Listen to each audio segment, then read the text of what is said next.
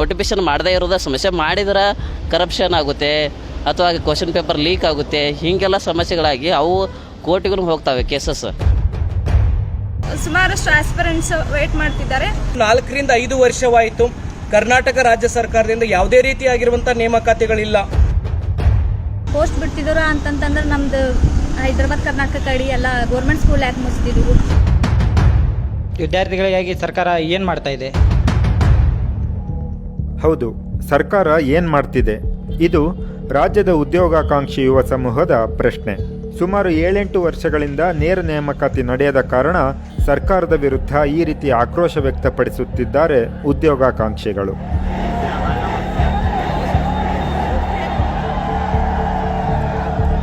ರಾಜ್ಯ ಸರ್ಕಾರದ ವಿವಿಧ ಇಲಾಖೆಗಳಿಗೆ ಮಂಜೂರಾಗಿರುವ ಹುದ್ದೆಗಳು ವಯೋನಿವೃತ್ತಿ, ಸ್ವಯಂ ನಿವೃತ್ತಿ, ರಾಜೀನಾಮೆ, ನಿಧನ ಮತ್ತಿತರ ಕಾರಣಗಳಿಂದ ಖಾಲಿ ಆಗುತ್ತಲೇ ಇವೆ.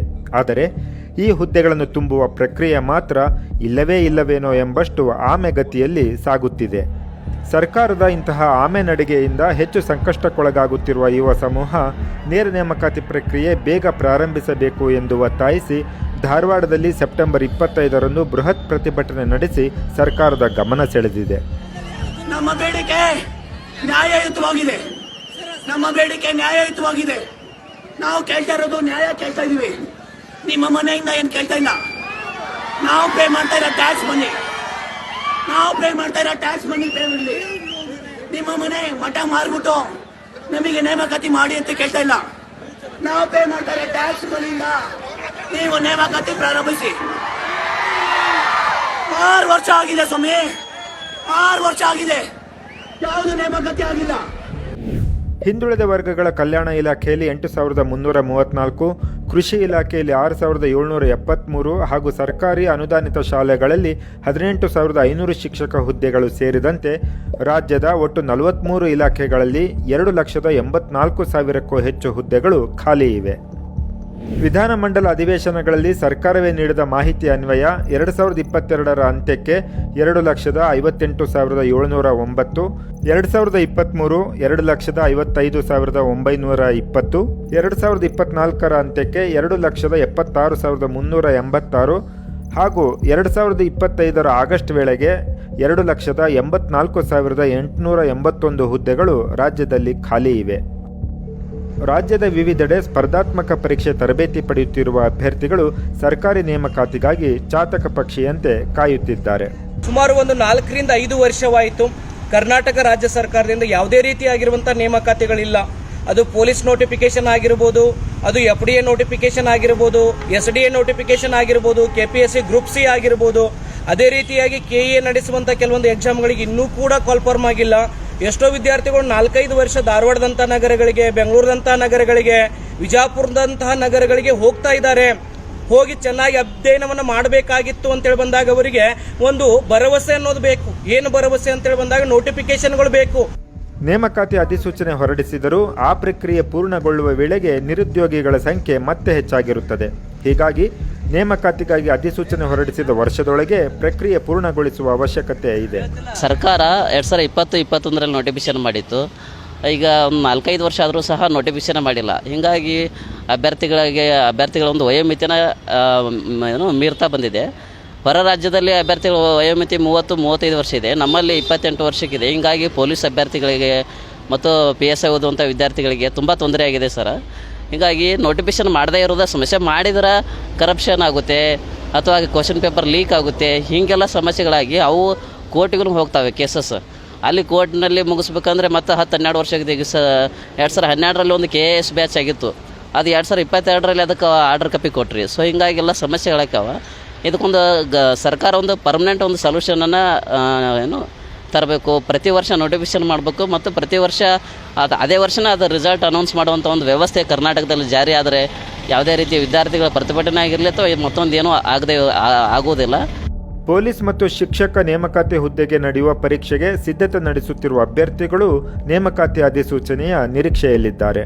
ನಾನು PSI ಆಗಲೇಬೇಕು ಅಂತೇಳಿ ನಾನು ಇಲ್ಲಿಗೆ ಬಂದು ಕೋಚಿಂಗ್ ತಗೊಂತ ಇರೋದು. ಇವಾಗ ಏನಾಗ್ತಿದೆ ಅಂತಂದರೆ ಸರ್ಕಾರ ಯಾವುದೇ ಅಧಿಸೂಚನೆ ಹೊರಡಿಸಿಲ್ಲ. ಸುಮಾರಷ್ಟು ಆಸ್ಪಿರೆಂಟ್ಸ್ ವೇಟ್ ಮಾಡ್ತಿದ್ದಾರೆ. ಹಾಗೆ ಎಕನಾಮಿಕಲಿ ವೀಕರ್ ಸೆಕ್ಷನಿಂದ ಬಂದಿರೋರಿಗೂ ಸಹಾಯ ಆಗಲಿ ಅಂತ ನಾನು ಸಲ್ಲಿಸ್ತಾ ಇದ್ದೀನಿ. ನಾನು ಇಲ್ಲಿ ಧಾರವಾಡಕ್ಕೆ ಬಂದು 3 ರಿಂದ 4 ವರ್ಷ ಆಯಿತು. ಸೊ ನಾನು PSI ಪ್ರಿಪ್ರೇಷನ್ ಮಾಡ್ತಿದ್ದೀನಿ. ಲಾಸ್ಟ್ ಟೈಮ್ ನಾನು 545 ಬರೆದಿದ್ದೆ. ಸೊ ವಿನಾಕಾರಣದಿಂದ ಇದು ಆಯಿತು. ಅದರಿಂದ ನಾನೇನು ಮಾಡಿದ್ದೆ, ನೆಕ್ಸ್ಟ್ ಕಾಲ್ಫರ್ಮ್ ಮಾಡಿ ವೇಟಿಂಗ್ ಅಂತೇಳಿ ಮಾಡ್ತಿದ್ದೆ. ನಾನೊಬ್ಬನೇ ಅಲ್ಲ, ನನ್ನಂಥ ಬಡ ವಿದ್ಯಾರ್ಥಿಗಳು ಭಾಳ ಜನ ಅದಾರ ಧಾರವಾಡದಲ್ಲಿ. 2,000 3,000 ಅಂತೀರ. ನಮ್ಮ ಲಕ್ಷಾಂತರ ಹುಡುಗರು ಆದ್ರೆ 2,000 3,000 PC ಏನಾಗುತ್ತೆ? ಸೊ ನೀವು ನೋಡಿ, 1,000 ಪೋಸ್ಟಿಗೆ ಲಕ್ಷ ಹುಡುಗರು ಕಾಂಪಿಟೇಷನ್ ಐತಿ. ಸೊ ಒಂದು ಪೋಸ್ಟಿಗೆ ಲಕ್ಷ ಅಂತಂದಮೇಲೆ ನೀವು ವರ್ಷ ನೇಮಕಾತಿ ಮಾಡ್ತೀರಂತಂದ್ರೆ ಅದನ್ನು ಸ್ಟ್ರಕ್ ಡೌನ್ ಮಾಡ್ಬೋದು. ಹೀಗೆ ಕಾಂಪಿಟೇಷನ್ ಜಾಸ್ತಿ ಆಗ್ತಾ ಇದೆ. ಏಜ್ ರಿಲ್ಯಾಕ್ಸೇಷನ್ ಮಾಡಿದ್ದಾರೆ, ಇನ್ನು ಕಾಲ್ಫಾರ್ಮ್ ಯಾಕೆ ತಡ ಮಾಡ್ತಾರೆ ಅಂತ ಗೊತ್ತಾಗ್ತಾ ಇಲ್ಲ. ವಿದ್ಯಾರ್ಥಿಗಳಿಗಾಗಿ ಸರ್ಕಾರ ಏನು ಮಾಡ್ತಾ ಇದೆ? ಯಾಕೆ ಈ ಥರ ಲೇಟ್ ಮಾಡ್ತಾ ಇರೋದು? ಮುಖ್ಯಮಂತ್ರಿ ಏನೂ ರೆಸ್ಪಾನ್ಸ್ ಮಾಡ್ತಾ ಇಲ್ಲ, ಗೃಹ ಮಂತ್ರಿಗಳು ಇದನ್ನು ಸೀರಿಯಸ್ ಆಗಿ ತಗೊಳ್ತಾ ಇಲ್ಲ. ನಿರುದ್ಯೋಗ ಜಾಸ್ತಿ ಆಗ್ತಾ ಇದೆ. ಇನ್ನು ಕಲ್ಯಾಣ ಕರ್ನಾಟಕ ಭಾಗದಲ್ಲಿ ಸರ್ಕಾರಿ ಶಾಲೆಗಳು ಮುಚ್ಚುತ್ತಿರುವುದಕ್ಕೂ ಸರ್ಕಾರದ ಈ ವಿಳಂಬ ಧೋರಣೆಯೇ ಕಾರಣ ಎಂಬ ಆರೋಪ ಅಭ್ಯರ್ಥಿಗಳದ್ದು. ನಾನು ಬೀದರ್ನಿಂದ ಧಾರವಾಡಕ್ಕೆ ಟೀಚರ್ ಕೋಚಿಂಗ್ ಸಲಕ್ಕೆ ಬಂದಿದ್ದೀನಿ. ಎಷ್ಟು ವರ್ಷ ಆಯಿತು ಟೀಚರ್ದು ಫಾರ್ಮ್ ಬಿಡ್ತೆ ಅಂತಲ್ಲ ಥರ ಬಿಡಲಿ ಹೊಂಟಾರ. ಅದ್ರಾಗ ಈ ಫಾರ್ಮ್ ಬಿಡಲ್ ಸಲಕ್ಕೆ ನಮ್ಮದು ಬೀದರ್ದಾಗ ಹೈದ್ರಾಬಾದ್ ಕರ್ನಾಟಕ ಕಡೆ ಎಲ್ಲ ಎಷ್ಟೋ ಗೌರ್ಮೆಂಟ್ ಸ್ಕೂಲೆಲ್ಲ ಮುಚ್ಚೋಗ್ಯಾವ. ಒಂದು ವೇಳೆ ಇವ್ರು ಪೋಸ್ಟ್ ಬಿಡ್ತಿದ್ರು ಅಂತಂತಂದ್ರೆ ನಮ್ಮದು ಹೈದ್ರಾಬಾದ್ ಕರ್ನಾಟಕ ಕಡೆ ಎಲ್ಲ ಗೌರ್ಮೆಂಟ್ ಸ್ಕೂಲ್ ಯಾಕೆ ಮುಚ್ತಿದ್ರು? ಇವ್ರು ಒಂದು ವೇಳೆ ಟೀಚರ್ಸ್ ಎಲ್ಲ ತಗೋತಿದ್ರು ಅಂತಂದ್ರೆ ಎಲ್ಲ ಗೌರ್ಮೆಂಟ್ ಸ್ಕೂಲ್ ಎಲ್ಲ ಕಂಟಿನ್ಯೂ ನಡೀತಾವ. ಕಾಯಂ ಹುದ್ದೆಗಳನ್ನು ಭರ್ತಿ ಮಾಡಿಕೊಳ್ಳುವ ಬದಲು ಸರ್ಕಾರ ಹೊರಗುತ್ತಿಗೆಯ ಮೊರೆ ಹೋಗುತ್ತಿದೆ. ರಾಜ್ಯದಲ್ಲಿ ಸುಮಾರು 80,000ಕ್ಕೂ ಹೆಚ್ಚು ಸಿಬ್ಬಂದಿ ಹೊರಗುತ್ತಿಗೆ ಆಧಾರದ ಮೇಲೆ ಕೆಲಸ ಮಾಡುತ್ತಿದ್ದಾರೆ. ಇನ್ನು ಶಿಕ್ಷಣ ಇಲಾಖೆಯಲ್ಲಿ ಅತಿಥಿ ಶಿಕ್ಷಕರನ್ನು 11 ತಿಂಗಳ ಅವಧಿಗೆ ನಿಯೋಜನೆ ಮಾಡಿಕೊಳ್ಳಲಾಗುತ್ತಿದೆ. ಇದು ಶಿಕ್ಷಣದ ಗುಣಮಟ್ಟದ ಮೇಲೆ ವ್ಯತಿರಿಕ್ತ ಪರಿಣಾಮ ಬೀರುತ್ತಿದೆ. ಇದೇನು ಗೆಸ್ಟ್ ಲೆಕ್ಚರ್ ಅಂತ ಹೇಳ್ತಾ ಇದ್ದಾರೆ. ಗೆಸ್ಟ್ ಲೆಕ್ಚರಿಂದ ಏನಾಗುತ್ತೆ ಅಂತಂದರೆ ಶಿಕ್ಷಣದ ಗುಣಮಟ್ಟ ತುಂಬ ಕಡಿಮೆ ಆಗುತ್ತದೆ. ವಿದ್ಯಾರ್ಥಿಗಳಿಗೂ ಏನು ಒಳ್ಳೆಯ ರೀತಿಯಲ್ಲಿ ಏನು ಶಿಕ್ಷಣ ದೊರೆಯೋದಿಲ್ಲ. ಹೀಗಾಗಿ ಎಲ್ಲರೂ ಜಲ್ದಿ ಕಾಲ್ಪಾರ್ ಮಾಡ್ಬೇಕಂತ ಎಲ್ಲ ವಿದ್ಯಾರ್ಥಿಗಳು ಕಾಯ್ತಾ ಇದ್ದಾರೆ. ನಾವು ಕಷ್ಟಪಟ್ಟು ನಮ್ಮ ಅಪ್ಪ ಅಮ್ಮ ಡೈಲಿ ತಿಂಗಳ ಇಲ್ಲಿ ಅಮೌಂಟ್ ಕೊಡೋದು, ಇಲ್ಲಿ ಮೆಸ್ ಆಗಿರ್ಬೋದು, ಏನು ನಮ್ಮ ಗುಣಮಟ್ಟ ಆಹಾರ ಕೂಡ ಇಲ್ಲ ಅಂತೇಳಿ. ಧಾರವಾಡದಲ್ಲಿ ನಡೆದ ಈ ಬೃಹತ್ ಪ್ರತಿಭಟನೆ ನಂತರ ಮತ್ತು ಒಳ ಮೀಸಲಾತಿ ಜಾರಿಯಿಂದ ಆದ ವಿಳಂಬವನ್ನು ದೃಷ್ಟಿಯಲ್ಲಿಟ್ಟುಕೊಂಡು ರಾಜ್ಯ ಸರ್ಕಾರದ ನಾಗರಿಕ ಸೇವಾ ಹುದ್ದೆಗಳ ನೇಮಕಾತಿಯಲ್ಲಿ ಎಲ್ಲ ಪ್ರವರ್ಗಗಳ ಅಭ್ಯರ್ಥಿಗಳಿಗೆ ಗರಿಷ್ಠ ವಯೋಮಿತಿ 3 ವರ್ಷಗಳ ಸಡಿಲಿಕೆ ಮಾಡಿ ಸರ್ಕಾರ ಸೆಪ್ಟೆಂಬರ್ 29ರಂದು ಆದೇಶ ಹೊರಡಿಸಿತು. ಒಂದು ಬಾರಿಯ ಕ್ರಮವಾಗಿ ಈ ಸಡಿಲಿಕೆ ಮಾಡಲಾಗಿದೆ. 28,000 ಹುದ್ದೆಗಳನ್ನು ಭರ್ತಿ ಮಾಡಿದೆ, ಬೇರೆ ಬೇರೆ ಎಲ್ಲ ಇಲಾಖೆಗಳಲ್ಲಿ ಸೇರಿ. ಅದ್ರ ಜೊತೆಗೆ 35,000 ಭರ್ತಿಗಳು ಆಲ್ಮೋಸ್ಟ್ ಒಂದು ಹಂತಕ್ಕೆ ಬಂದಿದ್ದಾರೆ. KPSC ಹುದ್ದೆಗಳಲ್ಲಿ ಸುಮಾರು ನಮ್ಮ ಸರ್ಕಾರ ಬಂದ ನಂತರ ನಮಗಿರ್ತಕ್ಕಂಥ ಮಾಹಿತಿ ಪ್ರಕಾರ ಸುಮಾರು 8,500 ನಮಗೆ ಇಂಡೆಂಟ್ ತರ ಬಂದಿತ್ತು, ಅಂದ್ರೆ ಡಿಮಾಂಡ್ ಕ್ರಿಯೇಟ್ ಆಗಿತ್ತು. ಅದರಲ್ಲಿ ಸುಮಾರು 4,000 ರಿಜೆಕ್ಟ್ ಆಗಿದೆ. ಯಾಕಂದ್ರೆ ಹಂತಗಳಲ್ಲಿ ಕೆಲವು ಕ್ಲಾರಿಫಿಕೇಶನ್ಸ್ ತೊಗೊಳ್ಳಿಕ್ಕೆ ವಾಪಸ್ ಕಳಿಸಿದ್ದಾರೆ. ಎರಡನೇದು, ಈ 4,500ದಲ್ಲಿ ಸುಮಾರು ಕೆಲವಾರು ಇಶ್ಯೂಸ್ಗಳಂತ ಈ ಒಳ ಮೀಸಲಾತಿದ ಒಂದು ಇಶ್ಯೂಸ್ ಇದೆ. ಅದರ ಜೊತೆಗೆ 700-800 ಕ್ಲಿಯರಿಟಿ ಆಗಿದೆ.